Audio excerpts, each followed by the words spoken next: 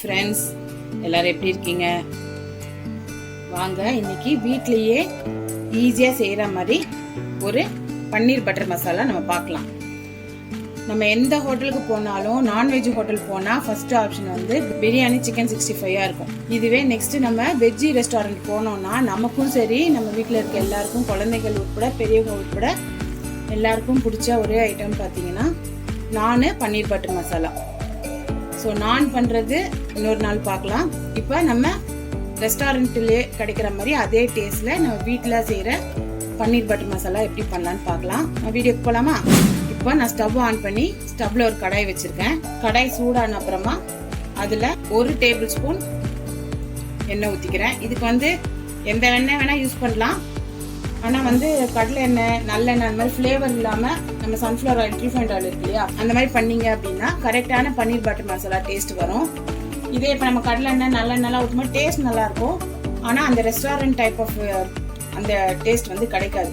ஏன்னா கடலை எண்ணெய்க்கு நல்லெண்ணெய்க்கெல்லாம் ஒரு வாசனை இருக்கும் இல்லையா, அதுவும் இந்த ரெசிபியோட சேர்ந்து ஃப்ளேவர் கொடுக்கும். அதனால் இன்றைக்கி நான் 1 டேபிள் ஸ்பூன் சன்ஃப்ளவர் ஆயில் ஊற்றிருக்கேன். குக்கிங் ஆயில், வாசனை இல்லாத ஏதாவது ஒரு குக்கிங் ஆயில் யூஸ் பண்ணிக்கோங்க. இன்கேஸ் உங்ககிட்ட ஆலிவ் ஆயில் இருந்தால் கூட நீங்கள் யூஸ் பண்ணிக்கலாம், அதுவும் நல்லா தான் இருக்கும்.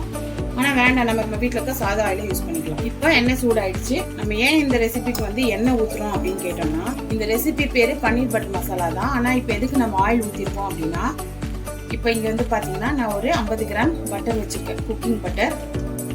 அதை வந்து இப்போ இதோட சேர்த்துக்கிறேன். ஸோ நம்ம சூடாக இருக்க கடாயில் பட்டரை மட்டும் போட்டோம் அப்படின்னா பட்டர் வந்து அடியில் கரிஞ்சு போயிடும். அதுவும் இல்லாமல் இப்போயே நீங்கள் பட்டர் போட்டிங்கன்னா அந்த பட்டரில் இருக்க தண்ணினால கொஞ்சம் தெறிக்கும். ஸோ பட்டர் போடும்போது கொஞ்சம் பார்த்து போடுங்க. இப்போ இந்த எண்ணெயோடு சேர்ந்து இந்த பட்டர் உருகும் போது அந்த அளவுக்கு வந்து தெறிக்கவும் செய்யாது, பட்டர் கரிஞ்சும் போகாது. ஸோ பட்டர் வந்து ஃபுல்லாக உருகட்டும். இப்போ பாருங்கள், பட்டர் வந்து நல்லா உருகிடுச்சு. ஸோ இந்த ஸ்டேஜில் நம்ம இப்போ இந்த மெல்ட் ஆன பட்டரில் நம்ம ஒரு 1/2 முக்கால் இன்ச்சு பட்டை, ஒரே ஒரு ஏலக்காய் அண்ட் ஒரே ஒரு கிராம்பு போதும். ஸோ இந்த பட்டர்லேயே இதை வந்து நம்ம போட்டுக்கலாம். இது எதுக்குன்னு கேட்டிங்கன்னா அந்த பட்டர்லேயே இந்த ஃப்ளேவர்ஸ் வந்து இறங்கிடும், அதனால தான். இப்போ நம்ம போட்ட பட்டை கிராம்பெல்லாம் ஓரளவுக்கு நல்லா பொரிஞ்சிருச்சு. இப்போ இதில் நான் என்ன பண்ணியிருக்கேன்னு கேட்டிங்கன்னா 2 மீடியம் சைஸ் வெங்காயம் இந்த எண்ணெயில் பாருங்க, நான் எப்படி ரஃப்பாக கட் பண்ணியிருக்கேன் பாருங்க. பொடிசாக கட் பண்ணலை, இந்த மாதிரி ரஃப்பாக தான் கட் பண்ணியிருக்கேன். அதாவது ஒரு வெங்காயத்தை 4ஆவோ 8ஆவோ கட் பண்ணிக்கலாம். ஏன்னா இதை வந்து நம்ம வதக்கிட்டு அரைக்க தான் போகிறோம். ஸோ இந்த பட்டரில் ஃபஸ்ட்டு வெங்காயத்தை ஆட் பண்ணிக்கலாம். வெங்காயத்தை ஆட் பண்ண உடனே 1 இன்ச் இஞ்சி தோல் சீவி வச்சுருக்கேன், இதையும் சேர்த்துக்கலாம். இஞ்சிக்கு அப்புறம் தோல் உரிச்சு வச்சுருக்க ஒரு 4லேருந்து 5 பூண்டு, அதையும் இதோடய சேர்த்துக்கலாம். இது வந்து உடைச்ச முந்திரி. ஸோ முழு முந்திரியாக இருந்தால் ஒரு 5லேருந்து 6 சேர்த்துக்கோங்க. இது உடைச்ச முந்திரி இருந்ததுனால நான் ஒரு 10லேருந்து 12 பீஸ் சேர்த்துக்கிறேன். இப்போ வெங்காயம் வந்து நம்ம 2 வெங்காயம் போட்டோம். இதுக்கு வந்து குட்டி குட்டியாக இருக்கனால நான் வந்து 3 தக்காளி போட்டுக்கிறேன். இது வந்து ரொம்ப சின்ன சைஸ் தக்காளி, அதனால தான் நான் 3 போடுறேன். இதே உங்ககிட்ட பெரிய தக்காளியாக இருந்தால் 1 போடுங்க. மீடியம் சைஸ் தக்காளியாக இருந்தால் 1.5 தக்காளி போட்டால் போதும். ஏன்னா ரொம்ப புளிப்பு இருந்தாலும் இந்த டிஷ்ஷு வந்து ரெஸ்டாரண்ட் மாதிரி கிடைக்காது, அதனால தான். இப்போ உங்களோட ஸ்டவ் ஃப்ளேமை வந்து ஃபுல்லாக வச்சுக்கோங்க. இதை வந்து நல்லா வதக்கி கொடுக்கணும். அதாவது தக்காளி நல்லா மசியணும், வெங்காயம் வந்து நல்லா இப்போ இருக்க கலர் மாறி இந்த கண்ணாடி பதம் கலர் வரும் இல்லையா, அந்த கலர் வரணும். நம்ம போட்ட முந்திரியும் நல்லா இதில் ரோஸ்ட் ஆகி வரணும். ஸோ எப்படி இருக்குன்னு ரோஸ்ட் ஆனப்போ பார்த்தோம். இப்போ நம்ம ரோஸ்ட் பண்ணுறதுக்கு ஒரு 5லேருந்து 7 நிமிஷம் ஆகும். இப்போ நம்ம இந்த இன்க்ரீடியன்ஸ்லாம் பட்டர்லையும் எண்ணெயிலையும் போட்டு 5 நிமிஷம் ஆச்சு கரெக்டாக. இதில் வந்து வெங்காயம் வந்து கோல்டன் ப்ரௌன் கலர் ஆகணும் அந்த மாதிரி இல்லை, கண்ணாடி பதம் வந்தால் போதும். நம்ம போட்ட முந்திரியும் நல்லா ஹாஃப் குக் ஆகிடுச்சு. மெயினாக இந்த தக்காளி தான், இந்த தக்காளியை வச்சு தான் நம்ம வந்து நம்மளுடைய இந்த வதக்கல் வந்து இது வந்து ரெடி ஆயிடுச்சு அப்படின்னு எப்படி தெரியும் அப்படின்னா, தக்காளியோட இந்த ஸ்கின் இருக்குது பாருங்கள், ஸ்கின் மட்டும் தனியாக தக்காளியிலேருந்து கலந்து வந்துடும். ஸோ அந்த மாதிரி வந்துட்டாலே நமக்கு இது வந்து ரெடி ஆயிடுச்சுன்னு அர்த்தம்.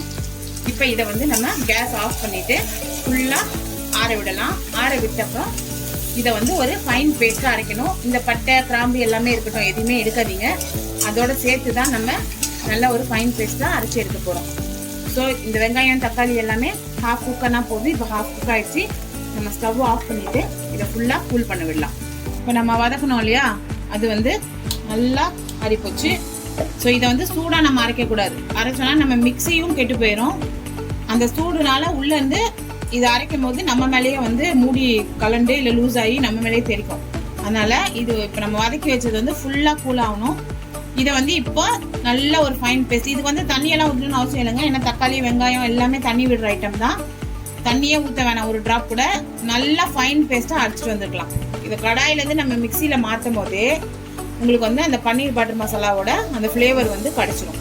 ஸோ இப்போ இதை நான் ஒரு ஃபைன் பேஸ்ட்டாக அரைச்சிட்டு வந்து எப்படின்னு உங்கள்கிட்ட காட்டுறேன். இப்போ பாருங்கள், நம்ம வந்து வதக்கி வச்சோம் இல்லையா, அதை வந்து நான் ஒரு ட்ராப் தண்ணி கூட போடாமல் அப்படியே ஃபைன் பேஸ்ட்டாக அரைச்சி வச்சுருக்கேன்.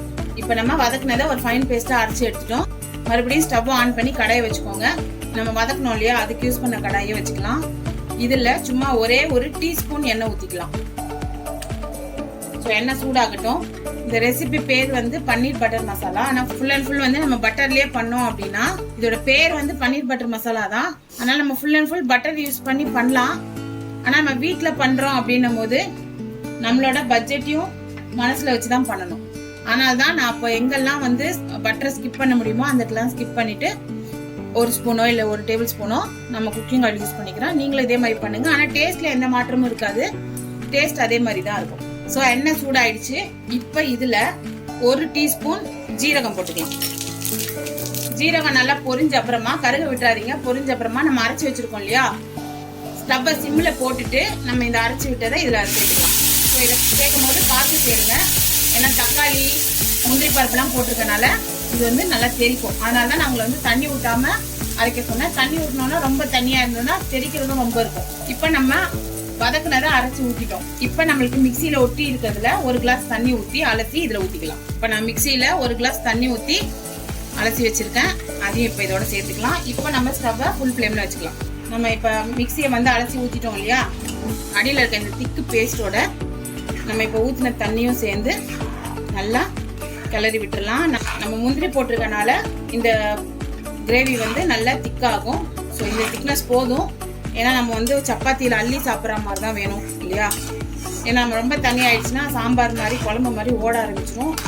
இப்போ இந்த கன்சிஸ்டன்சியில் இருந்தால் தான் இது கொதிக்கும் போது நல்லா நமக்கு ஹோட்டலில் கிடைக்கிற மாதிரி ஒரு திக் கிரேவி கிடைக்கும்.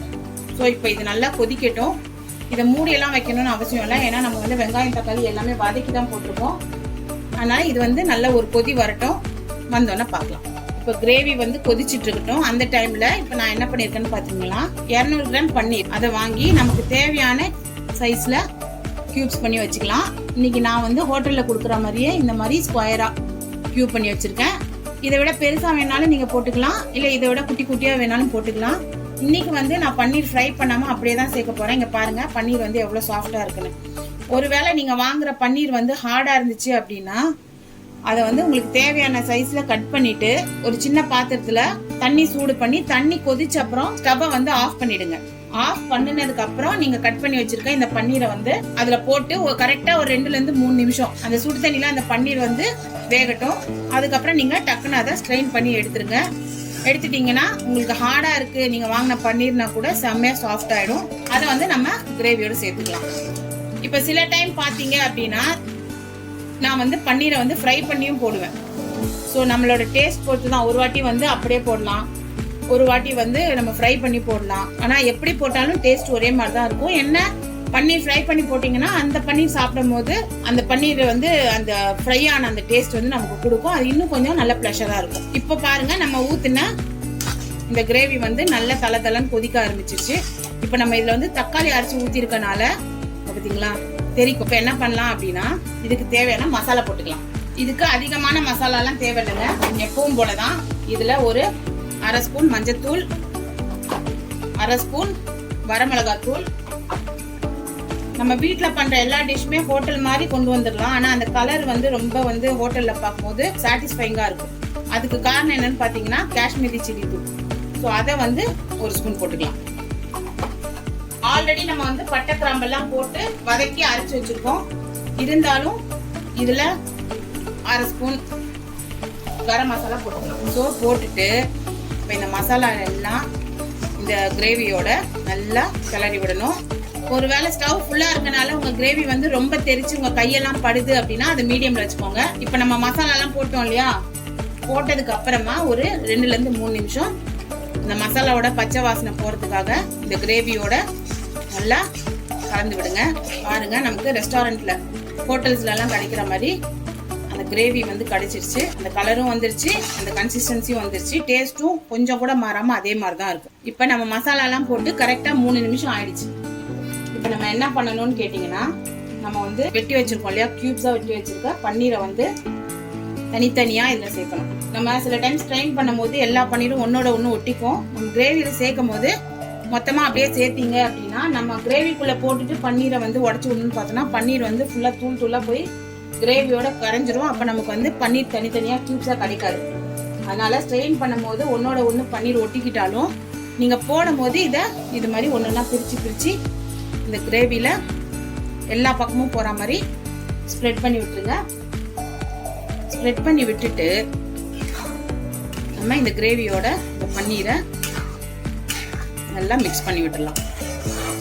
நம்ம வந்து ஸ்டவ்வை மீடியம்ல வச்சுட்டோம், பன்னீரை போட்டுட்டோம். இப்போ அடுத்து ஆல்ரெடி இதுல 50 கிராம் பட்டர் முன்னாடியே சேர்த்தோம் வெங்காயம் தக்காளி எல்லாம் வதக்கும் போது. இப்போ ஒரு 25 ல இருந்து 30 கிராம் பட்டரை சென்டர்ல போட்டுருங்க. பன்னீர் அந்த கிரேவி எல்லாம் வேகும் போதே அதே சூட்ல இந்த பட்டரும் உருகி அந்த கிரேவியோட சேரும். சோ தட் அந்த கிரேவி ஃபுல்லாவே இந்த பட்டர் ஸ்ப்ரெட் ஆயிடும். வாசனையும் ஃபிளேவரும் சூப்பரா இருக்கும். அடுத்து நல்ல ஒரு கைப்பிடி அளவுக்கு கஸ்தூரி மேத்தி, அதாவது வெந்தயக்கீரை, காய வச்ச வெந்தயக்கீரை. எல்லா டிபார்ட்மெண்ட் ஸ்டோர்ல இப்பெல்லாம் வந்து நம்ம அண்ணாச்சி கடையிலேயே கூட இது கிடைக்குது. ஸோ உங்களுக்கு இந்த ஃபிளேவர் பிடிக்குது அப்படின்னா நல்லா ஒரு கை நிறைய போட்டுக்கலாம். இல்ல என்கிட்ட வந்து கஸ்தூரி மேத்தி இல்ல, இதுக்காக தான் நான் வாங்கணும் அப்படின்னு நீங்க நினைச்சீங்க அப்படின்னா வேணாங்க, இதுக்காக நீங்க வாங்க வேண்டாம். கஸ்தூரி மேத்தி போட்டோம் அப்படின்னா அந்த நார்த் இந்தியன் ஃபிளேவர் கிடைக்கும். நம்ம ஹோட்டல்ல எல்லாம் சாப்பிடுவோம் இல்லையா, அந்த மாதிரி ஏதோ ஒரு நம்ம நார்த் இந்தியாவுக்கே போய் அவங்களோட இந்த ரெசிபியை சாப்பிட்ற மாதிரி கிடைக்கும். இது இல்லைங்க, எங்க வீட்டுல கஸ்தூரி மேத்தி பிடிக்காது, இல்லை இதுக்காக வாங்கணுமா அப்படின்னு நீங்க நினைச்சீங்க அப்படின்னா இருக்கவே இருக்கு நம்ம சவுத் இந்தியன் கஸ்தூரி மேத்தி. என்னன்னு கேக்குறீங்களா? கொத்தமல்லி தாங்க. ஸோ ஒரு 1/2 கட்டு கொத்தமல்லியை, 1/4 ல இருந்து 1/2 கட்டு கொத்தமல்லியை நல்லா கிளீன் பண்ணி வாஷ் பண்ணிட்டு பொடியை நறுக்கி இந்த ஸ்டேஜ்ல இதுல சேர்த்துருங்க. இங்க பாருங்க, நம்ம வெண்ணெய் எவ்வளவு பெருசு போட்டோம் பாருங்க. சூட்ல வெண்ணெய் வந்து நல்லா கரைஞ்சிச்சு. இந்த சூட்லயே நல்லா வெண்ணெய் கரைஞ்சிச்சு. கஸ்தூரி மேத்தியும் நம்ம போட்டுட்டோம். ஸோ இந்த ரெசிபிக்கு இப்போ முக்கியமான ஒண்ணு வந்து நம்ம போடல. என்னன்னு கேட்டீங்கன்னா உப்பு. ஸோ இந்த ஸ்டேஜ்ல தான் நம்ம உப்பு போடணும். ஏன்னு கேட்டீங்கன்னா, நம்ம முன்னாடியே உப்பு போட்டோம் அப்படின்னா உப்பு வந்து ஜாஸ்தியா இருந்துக்கோ இல்ல ரொம்ப கம்மியா இருந்துக்கோ சான்ஸ் இருக்கு.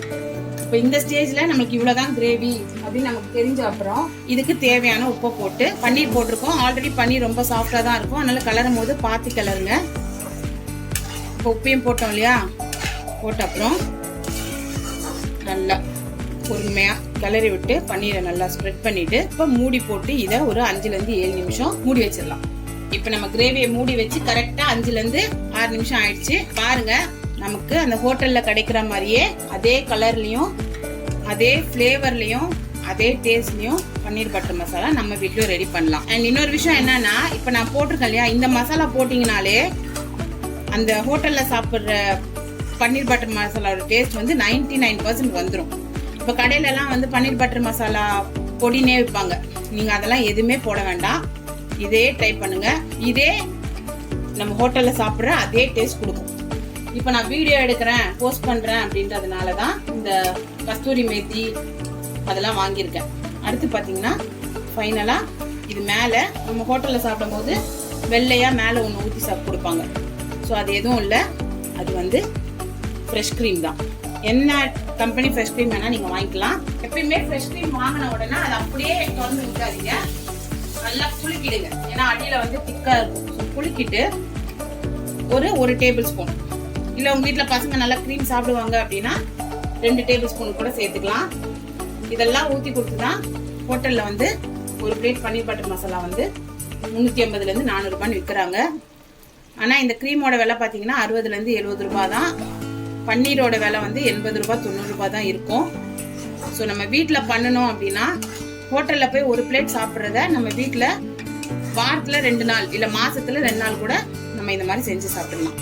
இப்ப பாருங்க, நமக்கு ஹோட்டல்ல கிடைக்கிற மாதிரி அதே மாதிரி பன்னீர் பட்டர் மசாலா மேலே அந்த க்ரீம் எல்லாம் வலிஞ்சு கஸ்தூரி மேத்தியோட ஃப்ளேவரோட சூப்பராக கிடைக்கும்.